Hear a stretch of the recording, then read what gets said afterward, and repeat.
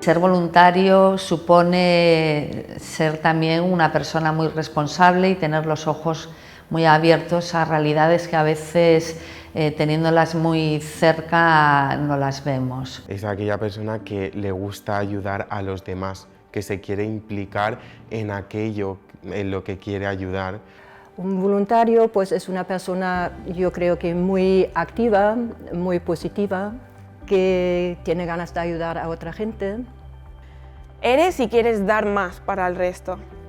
No que busques algo material a cambio, porque entonces eso no es. Puedes ayudar a gente con tu tiempo, simplemente algún día, alguna hora suelta, y gratifica mucho, y la gente te lo agradece mucho.